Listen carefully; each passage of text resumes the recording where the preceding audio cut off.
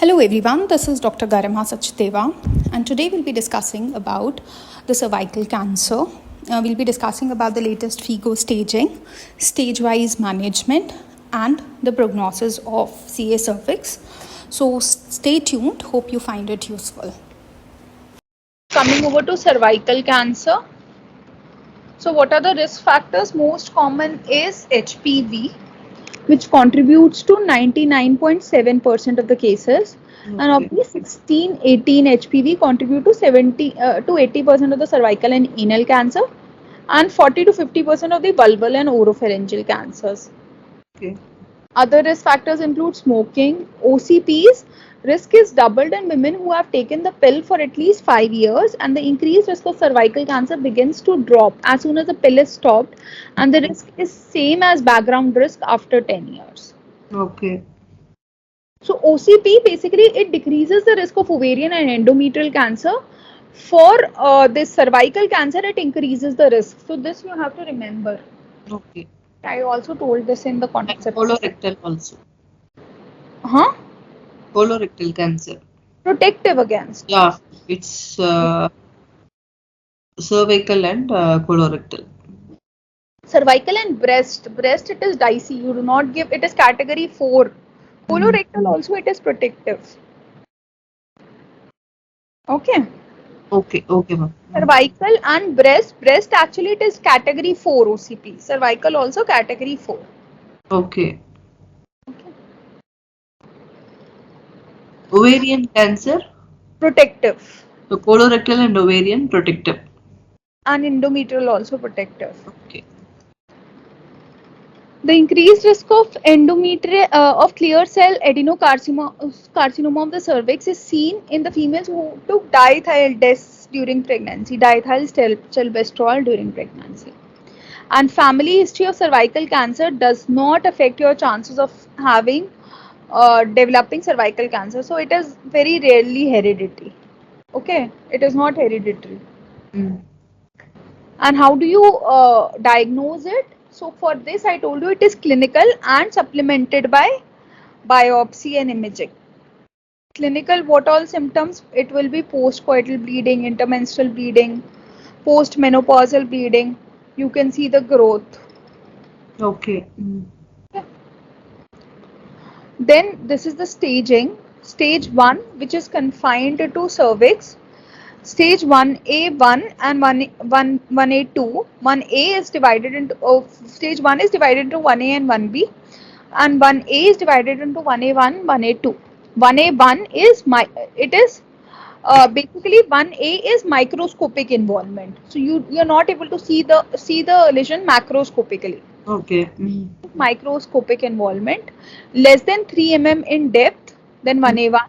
3 to 5 mm, it is 1A2. Okay. Okay.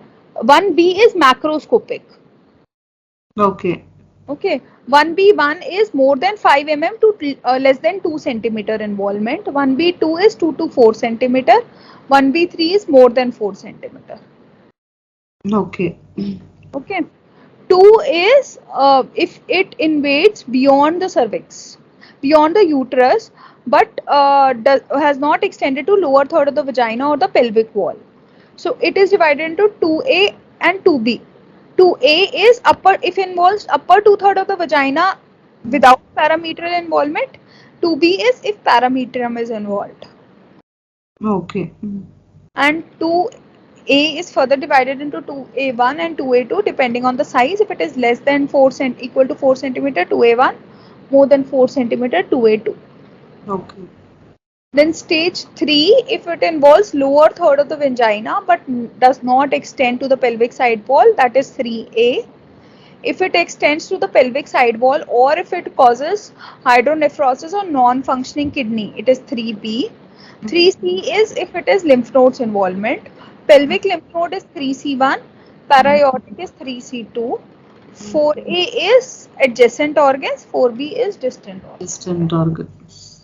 Adjacent includes this bladder or rectum. Okay. Then staging, allowing the use of any imaging modality and or pathological findings for allocating the stage. The final stage is to be assigned after receiving all reports. The method of recording the size and assigning the stage should be noted.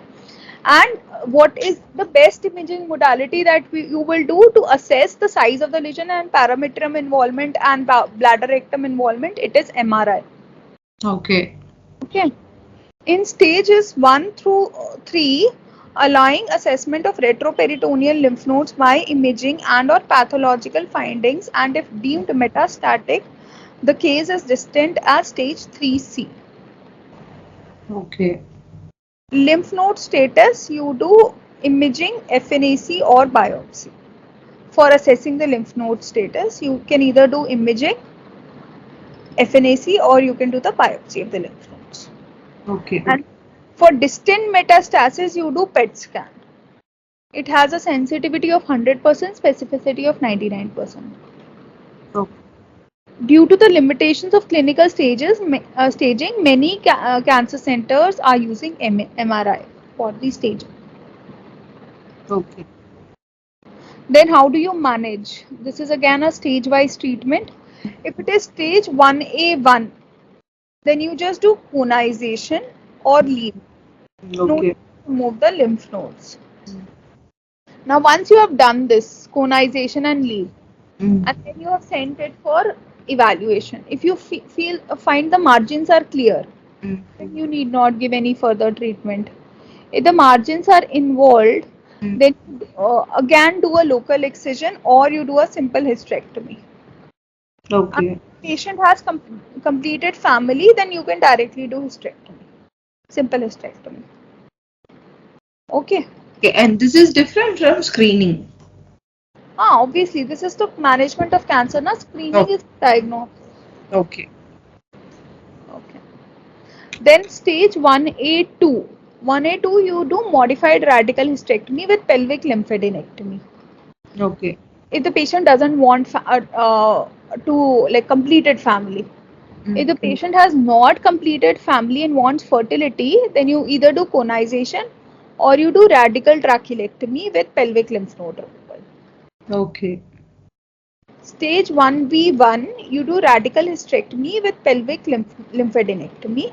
And if stage 1B1, if she wants fertility, you can do only up to 2 centimeter radical hysterectomy, radical trachelectomy with pelvic lymphadenectomy. So fertility preservation can only be done in stage 1B1, which is less than 2 centimeter. Okay, beyond that you cannot do. Okay. Okay, just a second. Just give me So, 1 minute. yes. So only up to stage 1B1 up to 2 centimeter you can do. 1 is more than 4. 1B2 is, this has also recently changed. Initially it was only 1B1, 1B2. So Okay. now they have divided into 1B1, 1B2, 1B3. Okay. Okay. So only up to 1B1 you can do fertility preservation. Beyond that you can only do stage specific treatment, and you cannot allow for fertility preservation. Okay. Then 1B2 to 4A treatment is chemoradiotherapy. Okay. Okay. If it is 1B2, 2A1 less than 4 centimeter, then you do radical hysterectomy with pelvic lymph node dissection only in young patients. If the patient is which is an option in young patient, and if the stage is 4A with localized disease, then you do pelvic accentration. Okay. Okay. 4B, you only do palliative treatment, palliative radiotherapy for local management of the symptoms. Okay. And adjuvant, after you have done a radical hysterectomy, how do you decide what adjuvant therapy you have to give? Okay. So if it is high risk, what is high risk? If the margins are positive, hysterectomy you have done and the margins have come out to be positive, or if there is lymph node metastasis or parametrium involvement, then in those cases, even after radical hysterectomy, you are doing in these cases 1B2, 2A1, less than Okay. centimeter. Okay. So, in these cases, if all these things are there, positive margins, lymph node metastasis, parametrial involvement, then you give post-op radiotherapy and chemotherapy to the patient. Okay. Intermediate risk is if any of the two of three factors, that is tumor size more than 4 centimeter, lymphovascular space invasion or deep stromal invasion is there. Again, you give post-op radiotherapy. Here chemotherapy is not required. High risk, you are giving chemotherapy. Okay. And if none of these risk factors are there, then you need not give any further treatment. You just follow up. Okay. And palliative radiotherapy, advanced incurable disease for vaginal bleed, bone pain, brain metastasis, all that you give palliative. So that is stage 4B, distant metastasis. Okay. Okay. And what chemotherapy do you use? You usually give cisplatin monotherapy for the cervical cancer. For endometrial ovarian cancer, I told carboplatin and paclitaxel. For this, cisplatin monotherapy. Okay. This variation is 4B. Yeah, 4B. Okay. Okay. Now, this is also sometimes asked, what is the survival rate? So, overall survival for cervical cancer, 1 year is 80%, 5 year is 60%. Okay. Okay, stage wise, if you see, for stage 1, it is 96%, stage 4, it is 50%. Okay. 5 year survival, stage 1 is 88%, and stage 4 is only 15%. Okay. Okay, and for endometrial cancer, 90% is 1 year and 76% is 5 year. So in all these cases, you see the worst prognosis is for the ovarian cancer with the least 1 year and 5 year survival. This 1 year, 5 year means At the end of 1 year, once the okay. patient has been diagnosed, how many patients will And survive the 1 year? period of 5 years. Yeah. Okay. For Okay. endometrial cancer, stage 4, 1 year survival is 47% and 5 year is 15%. So this is same like cervical almost, Okay. and this one is almost similar only for cervical and endometrial cancer. So it's approximately 95% 5 year survival. Endometrial, so it is 99% 1 year survival. Okay. Sometimes they ask, you have to have a rough idea about these percentages. They will not ask a particular figure, they'll give you a range. So approximately you should have in mind how much it would be. Okay. Sometimes they ask. Okay. So this was all about cancer cervix. Hope you found it useful. Thank you so much for watching.